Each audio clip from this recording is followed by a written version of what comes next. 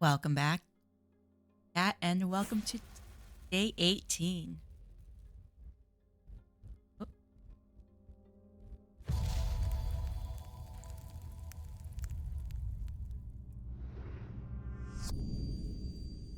I lie below books and scrolls on the esoteric and the arcane. Okay. So we've already done the library. No, we didn't actually click the library here.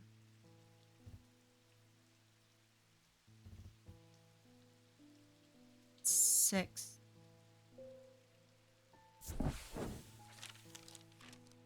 The Wordsworth Library is a quiet haven of books and knowledge. Its shelves well stocked and well kept.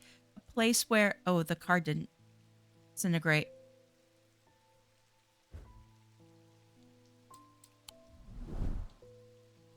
Okay, nope.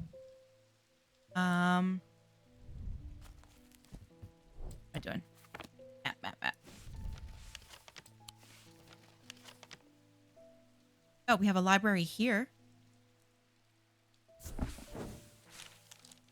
Hey, Esoterica and Arcana. Entering the library, I am down to the dark alcove. I'm drawn. Oh, there we go. Drawn to a dark alcove round to the right, bearing the title Esoterica and Arcana. I'm sure there is much to learn here, but sadly, a cursory glance is all I have time for today. Piled up on a reading desk, I find books on ornithology alongside bestiaries of the old world. You can learn a lot about a person from the books they read.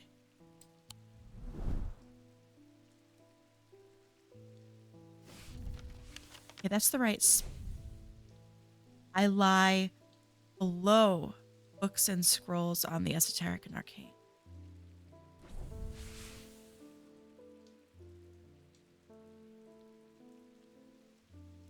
Okay, if it's not in the library, it's below the library.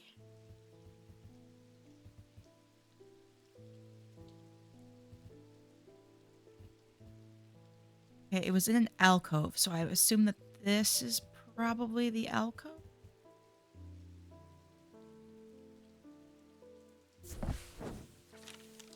Mistake?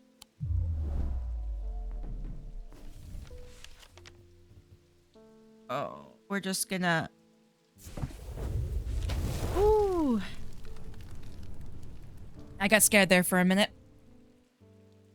As I open the door, I am hit by the musty smell of damp. This room hasn't been entered for some time. The corner of the room is piled high with scrolls of parchment and old books, but underneath the debris I find something of interest.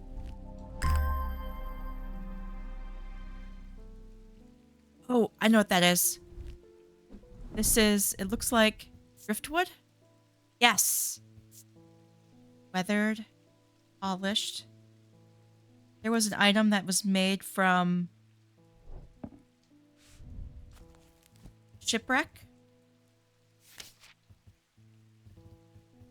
A shin. Material connected with the ocean. Yeah. Go ahead and say this is probably a shin.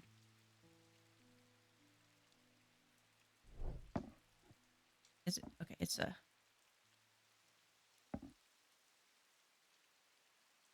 Okay. This is the final day, so let's see what chaos ensues. Oh, Eli. The museum was ransacked last night. I went looking for my brother, but he's nowhere to be found. The good news is they didn't find what they were looking for. I moved the casket myself and hid it here in one of the strange antiquities vaults. Eli. It's safe for now, but we can't leave it here for long. I have more to prepare, but I have left instructions on how to access the vault in the desk drawer. Okay.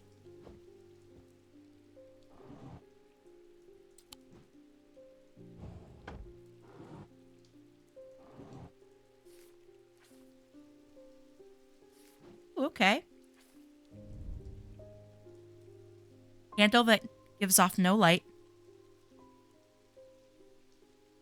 Anchor that has never touched the ocean. Finger, but not of flesh. Okay, a candle that gives off no light. Easy. Anchor that has never touched the ocean. I can think of shadow anchor. Finger, but not of flesh.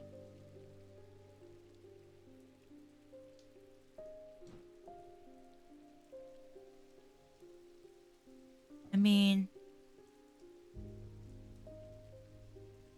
this isn't actual flesh, though. Surely not. No.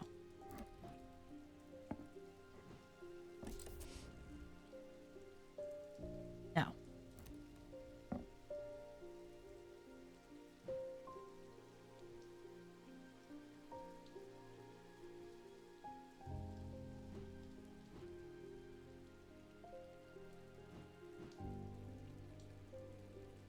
There's something actually called finger.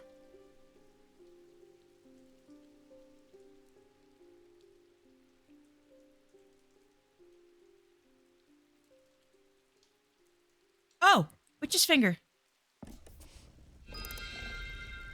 There we go. Another one of these.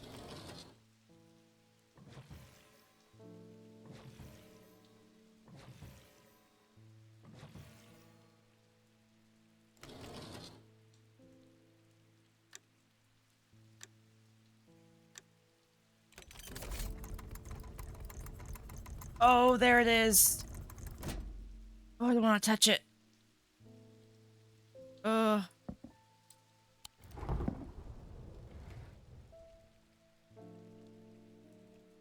Oh, now I'm afraid to use the spell. Our postman. The lake has turned black. As omens go, I'd say that's probably quite a bad one. The mail won't deliver itself.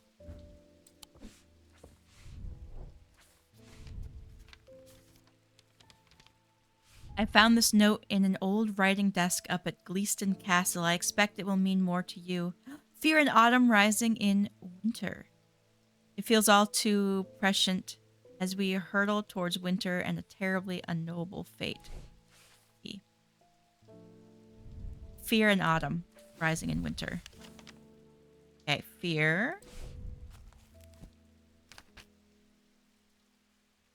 Yes. Oh, that's the symbol that we get whenever we get something wrong. Fear. Ah, here. Fear in autumn.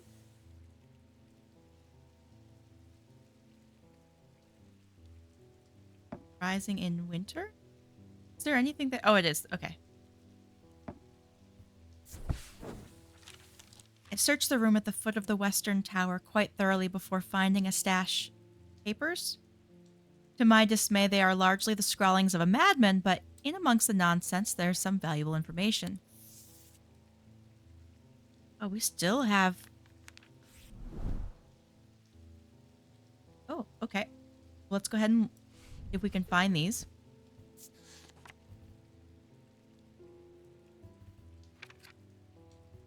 Manus. According to Whitlock, these are lighter than an evocant by half. Not exactly the most useful insight. They are carried by desert nomads who use them to conjure precious water in the cool night air. We do have one item we haven't been able to identify that has water stone. So, an evocant. Did you? It is lighter than an evocant. I don't know if I would say half, but...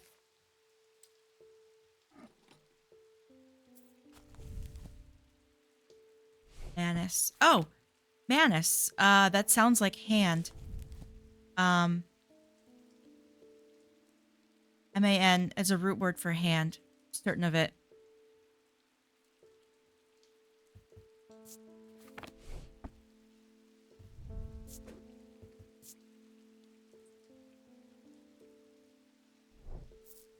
Can't think of a reason why I feel that way, but I feel like it is. Then the other one was Shadow something? Shadow Guard? No.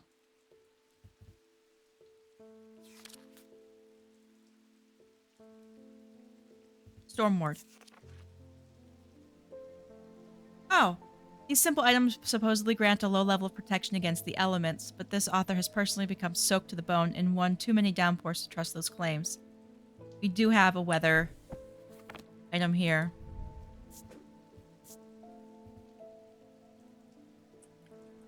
Like by process of elimination at this point.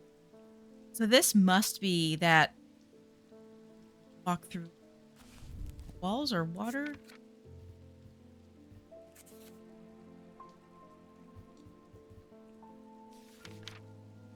Water shadow that walks through walls. Process of elimination.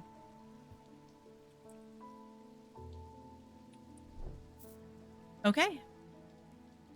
We have essentially labeled everything. Let's go. Martin? I've discovered the missing piece of the puzzle. There is an ancient shrine to the nameless gods at the skull of Blencathra.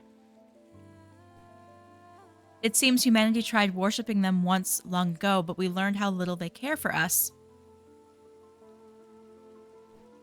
We must take the casket there. Whatever happens, we must not allow it to be opened.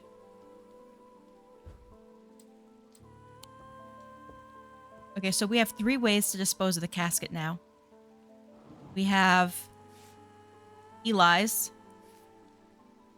I don't know how I forgot her name. The Holgar leader. And then we have Barton's. Eli's back. It's time to end this. Now. Bring the casket to the pit. Okay. So I think for this, we're going to just go with Eli. I will play through all of the endings, I promise. But this one will do... The sun is low in the sky as we arrive at the pit, casting a warm light across the treetops and the open fields. A solitary raven cries out from the tree line, and I look to the skies, but they are empty. The pit itself is an ominous sight that the otherwise serene atmosphere can do nothing to diminish. It is a scorched black hole, perhaps 5 meters in diameter, that has an unnatural look to it. This is a site of thaumic convergence. It is no simple thing to destroy an object of this kind. We need to set up opposing powers at opposing compass points. Strength and weakness, light and darkness. And finally, we need the light of Korchin to bind them. Okay, strength and weakness I've got.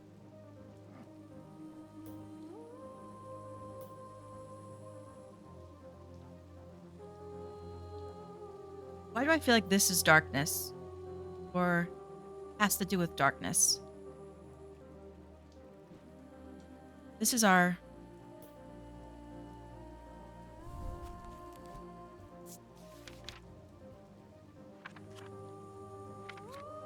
Enabren cloak. Ah! Can create an atmosphere of enshrouding darkness that will cloak all within reach. Single stone set in bronze. I think that's why. I think that stone is darkness. Oh, and then the light of Korchin, which we reasoned was that thing. Alright, here goes.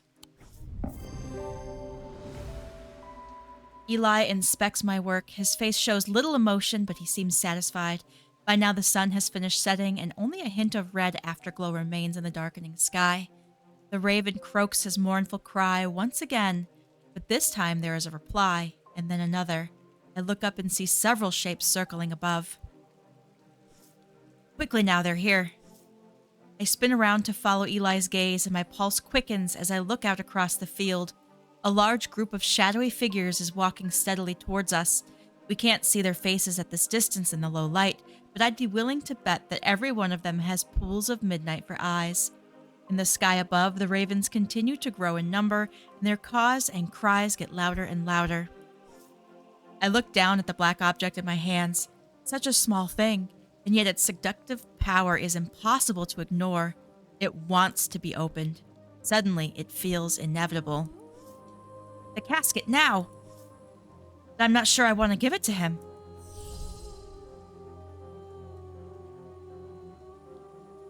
Oh, okay. So we'll do the casket, and then afterwards we'll do the Wyxic cord.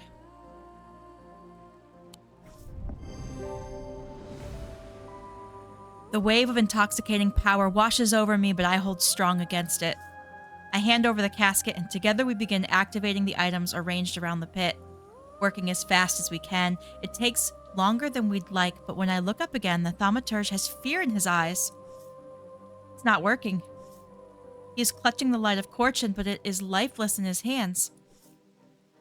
Oh, Verona, such a shame. Oh no, it didn't work. Just before recording this, I read a comment that said that the Zephyrim might have just blasted, used her personal anger to blast this out of her. And you might be right. Such a shame. I turn to see the occult scholar. Her eyes are black, and she has a dread vivant in her hands. Where did she get that from? The museum, because we gave it to... Oh, we gave it to him at the museum. Not strange antiquities, I hope. She must be using it to dampen the power of the light of Corchin. We will take the casket now.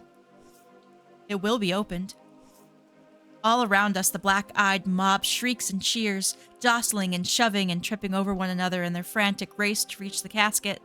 Those at the front are nearly upon us. All hope is lost. But the thaumaturge thinks faster than I do. He quickly activates a daedalus link and floats out across the pit, clutching the casket. The mob around me pays no attention. They only have eyes for the casket. Eli begins to speak, quietly at first, and then rising in volume until he's almost shouting. I am no longer afraid. I am the dirt beneath the ground and the rock below that. I am the dust stretched thin across empty space. I am everything cold and dead and dying. But I am also the heat and the light, the wind, the ice, and the fire, the leaves on the tree and the water in the river. I am everything warm and alive and living. At that moment, Eli locks eyes with me, and suddenly I understand what I need to do. I charge forward and tackle the possessed scholar. I grapple with her, trying to prise the dread vivant from her hands, but she is surprisingly wiry and strong. We teeter closer and closer to the edge of the pit, and cold fear hits my stomach as I look down into its inky depths. With one last burst of energy, I grab Verona and twist my body, pushing with all my strength. She scrabbles at the bare dirt at the edge, but she is unable to find purchase, and she falls. I will never forget the look of shocked horror on her face as she plunges into the darkness of the pit. Oh no! Eli wastes no time. As soon as he is able to, he activates the light of Corchin. Time stands still, and then there's a rush and a roar as a swirling vortex of blue-green light races up out of the pit. The full force of it strikes Eli, and he is obliterated by its power. The casket is sent soaring up into the night sky, where it seems to hang for a moment, turning slowly in the air until with a shrieking, splintering crash, it shatters into 1,000 pieces. And then there is nothing but smoke and the smell of ozone, and all is quiet. Oh, Eli's death has hit me hard in the aftermath of the events at the pit. Without his sacrifice, the casket would have surely been opened and devastation and horror unleashed on the world. But it is Verona that keeps me up at night. I've spoken to her daughter, Simone, and she does not blame me, but I can't help replaying it all over in my mind, trying to will a different outcome into existence. I fear I will forever be haunted by it. It has been some small comfort to learn that those who were under the casket's spell have been released. They remember nothing from their ordeal. There seems to be no lingering ill effects, and Dr. Robertson says they've all made a full recovery. Okay. Oh, who did we lose? We lost Eli, Verona. The painter's alive. Our artifact guy's alive. Yes, she's insane. Not a... Oh, murdered by her own bloodthirsty followers when the casket was not opened. Deserve that. And of course, Jupiter has been rescued. Casket has been destroyed, but at what cost? We lost 3 people.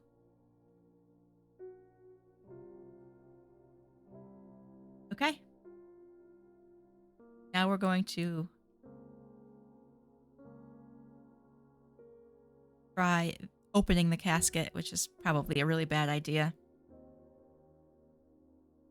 First, we'll let the credits play.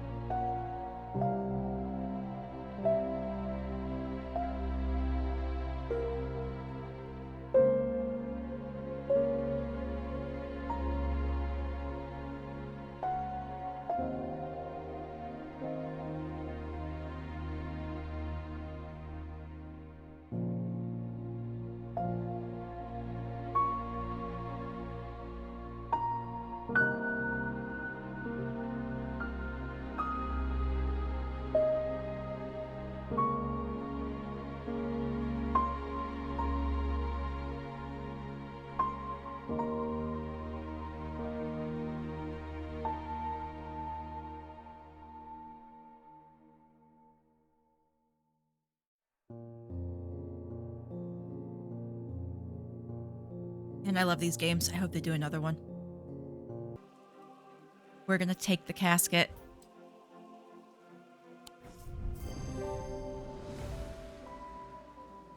Oh, I bring up the Wyxic cord at the thaumaturge. As the thaumaturge realizes what's happening, he lunges at me, but he's too slow. His body stiffens and falls to the ground. I am surprisingly calm now that I have given in to the casket's dark power, but a raucous chorus of shrieks and cries breaks me from my reverie. The mob is upon me. As I look out at the manic faces baying for blood, my gaze lands on one that is calmer than the others. I am surprised to find that I recognize her. It's Verona Green, the occult scholar. Wait, the apprentice begins to understand. She holds up her hand and the group comes to a stop, all staring at me with their lifeless black eyes. You see now, it is inevitable. The casket will be opened. I barely hear her. My mind is filled with one thought only. Slowly, savoring the moment, I reach down and open the clasp that holds the Nalean casket shut. The mob cheers, but I don't even notice. Time slows, and the rushing roar of my own heartbeat fills my ears. I open the casket. Dark power flows through me. The rhythms and worries of my former life are meaningless to me now. It is hard to remember even what they were. Devastation and darkness surround me, and I feel nothing. Why should I care? Even the nameless gods bow to me now. I am immortal. I am powerful. I am a god.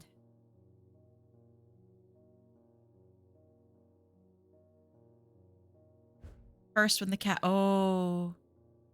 casket was opened.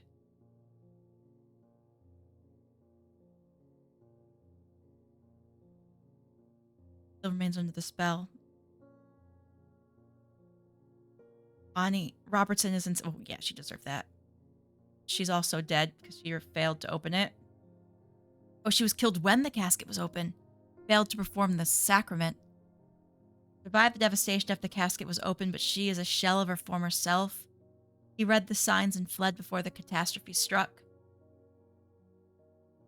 Oh, still cursed. Ashamed of the part he played, but he's still alive. Hiding out in Wordsworth Library. Resilient and resourceful, surviving and thriving. Good job, Jupiter. Power of the casket could not be contained. I fear nothing. I feel nothing. Seductive power. Okay, so those were endings 7 and 8. I will do the other endings and get those posted as soon as I can, but let me know your thoughts on this series. Thank you so much for watching. I'll see you in the next one.